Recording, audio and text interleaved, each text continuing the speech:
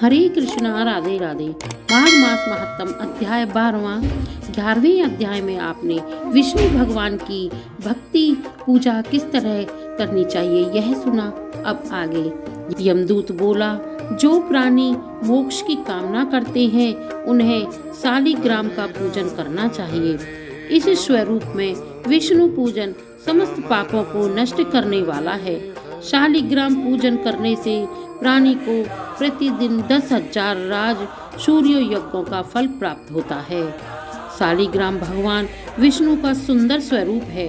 उसके पूजन से प्राणी के कठोरतम पाप भी नष्ट हो जाते हैं।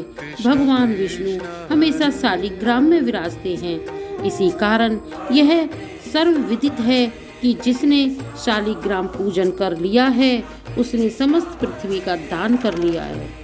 अब 12 शालिग्राम शिलाओं के पूजन का फल सुनो। स्वर्ण कमल द्वारा 12 कल्प तक 12 लिंगों का फल एक बार शालिग्राम के पूजन से प्राप्त होता है। जो 100 शालिग्राम शिलाओं का पूजन करता है वह वैकुंठ भोगने के उपरांत चक्रवर्ती राजा होकर पृथ्वी के सुखों का सेवन करता है। जो शालिग्राम की सदैव पूजा करता है वह वैकुंठ जाता है। शालिग्राम पूजन मात्र से तीर्थ, दान, यज्ञ आदि कर्मों के फल स्वतः ही प्राप्त होते हैं। परम नाटकीय भी शालिग्राम पूजन के प्रभाव से दिव्य लोक प्राप्त करता है। शालिग्राम का अभिषेक करने से समस्त तीर्थों के स्थान का फल मिलता है। विधि विधान से पूजन करने वाला कलिकाल में भी विष्णु लोक प्राप्त करता है। सहस्त्रों शिवलिंग दर्शन एवं पूजन स्तुति से प्राप्त होने वाला फल शालिग्राम के एक दिन के पूजन से ही प्राप्त हो जाता है।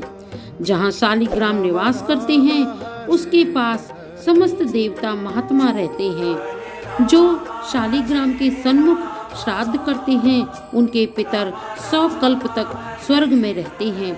जो शालिग्राम शिला का जल पीते हैं उन्हें अमृत का फल प्राप्त होता है।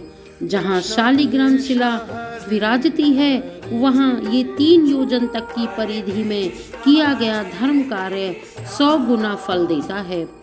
साधारण जल में माघ स्नान करने से गिरिराज का फल होता है।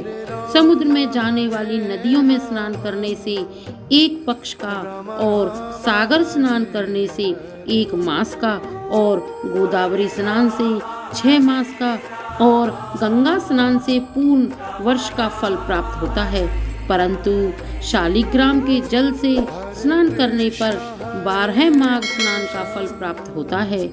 इस जल में सहस्त्रों तीर्थों के स्नान से भी अधिक फल प्रदायिनी शक्ति होती है। इस जल को पीने वाला मोक्ष पाता है।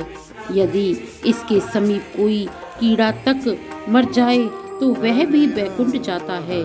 शालिग्राम शिला का दान करने वाला समस्त पृथ्वी दान का फल पाता है।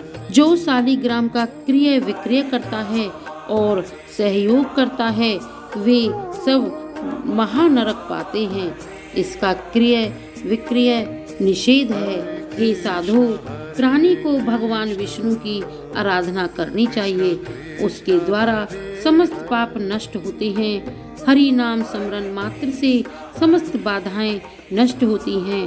उनकी शरण में जाने पर यमराज भी उस प्राणी का अनिष्ट नहीं कर सकता। वैष्णव को शिव निंदा नहीं करनी चाहिए। माघ मास महात्म अध्याय 12वां समाप्त। हरे कृष्णा, राधे राधे।